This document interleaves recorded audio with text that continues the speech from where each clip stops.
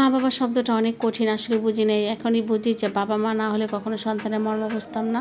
তো এরকমই হয় আমাদের দুনিয়াটা। তো আমার মা যখন আমার জন্য করতো তখন বলতাম, "ধুর এরকম করি।" তো যাই হোক, এখন আমি বুঝি আমার সন্তানের মায়াটা কীরকম। আমি গতকালকে তার আগের দিন পিঠা বানাইছি। আমার মেজো ছেলে খায় নাই। টিচার সবাইকে দিয়েছি। দেওয়ার পর ১ পিস ছিল। সে বলতেছে, "আমি শুধু ১ পিসই পেলাম।" বললাম, "তুমি সকালে খাও নাই?"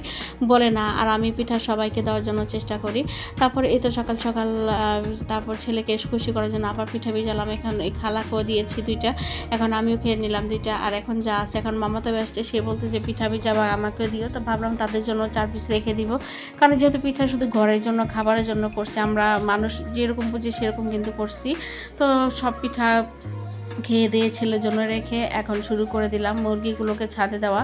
কারণ আমার বড় ছেলে মুরগিগুলোকে ছাদে দিতে গেছে। আর এই ফাঁকে আপনাদের ভাইয়া কলিং বেল দিছে যে মুরগি খাবার নাই, খাবারগুলো নিয়ে যাও নিচ থেকে। তো নিচ থেকে বড় ছেলে যে মুরগির খাবারগুলো নিয়ে আসছে, চিনি নিয়ে আসছে, বেসন নিয়ে আসছে, বোট নিয়ে আসছে। কারণ যেহেতু পরের দিন রোজা, আমার এগুলো তো সংরক্ষণ করতে হবে। তো এই যে দেখেন আমার বেসন, বোট, আমার এই মুরগির খাবারগুলো, এই খাবারগুলো খেলে মাশাআল্লাহ মুরগিতে ভালো ডিম দেয়। আর এই হলো গিয়ে আমাদের বোট আর বেসন। একটা মজার কাহিনী কি জানেন? আমি বুট রেখে দিয়েছিলাম, আমার গত বছর বুট ছিল, আমি বলতেই পারি না। এখন দেখি সেই বুটগুলো, তো ভাবলাম এখানে অনেকগুলো বুট আছে, তো সেগুলো আলাদা করে ফেলি আর নতুনগুলো আলাদা করে ফেলি। আর আমার বেসনও দেখেন, একটা বেসন আগে ছিল, একটা বেসন এখনকার। মানে এত দিনের জিনিসগুলো যে আমার কাছে ছিল আমি বুঝতেই পারি না, কিন্তু আমার জিনিসগুলো ভালো ছিল। আমার বেসনটা আমি ফ্রিজে রেখে দিয়েছিলাম।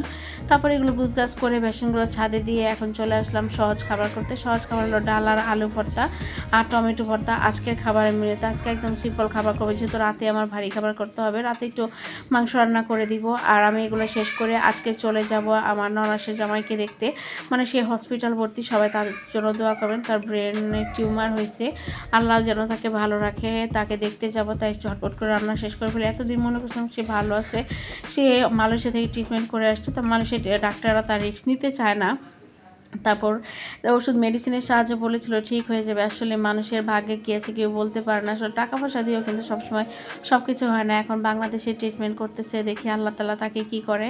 তো দেখতে যাব, দেখি খালাকে বললাম একটু ঝটপট কাজ করে দেন, আমি বাইরে বের হয়ে যাবো। তো খালা ঘর মুছতে গেলে তার এই নানান ধরনের কৌতূহল শুরু হয়ে যায়, সেইটা করে সেটা করে, মানে আর কিছু বলার থাকে না। তাই ঝটপট শেষ করে আমি আবার বের হয়ে যাব। তো আমরা এখন বের হয়ে গেছি, আমি, আপনার ভাইয়া আর আমার ছোট ছেলে। তো যাওয়ার পর দেখেন রাস্তাটা কত সুন্দর মনে হচ্ছে। আসলে বেলা ডুবে যাচ্ছে, ৫টা থেকে ৬টা পর্যন্ত দেখার ডেট আর কি। তারপর এখন আমরা চলে যাচ্ছি। এখন গিয়ে দেখি যে দোতলায় উঠলাম, উঠে দেখি যে এখানে আমাদের কোনো রিলেটিভ আছে কিনা। দেখি যে এখানে কেউ নাই, যে এইটাই না। তারপর তাদেরকে জিজ্ঞেস করলাম কোথাও, ওনারা বললো যে ওকে শিফট করে নিয়েছে উপরতলায়, উপরতলায় যেতে হবে। যখন উপরতলায় গিয়েছি, বিশ্বাস করবেন এখানে আমার শাশুড়িকে ভর্তি করা হয়েছিল। যখন কি এই কেবিনের আশেপাশে চিপা করে দিয়ে দেখি, তখনই কলিজাটা একটা কামড় দিয়ে ফেলেছে যে আমার শাশুড়ি এই আশেপাশে ভর্তি ছিল।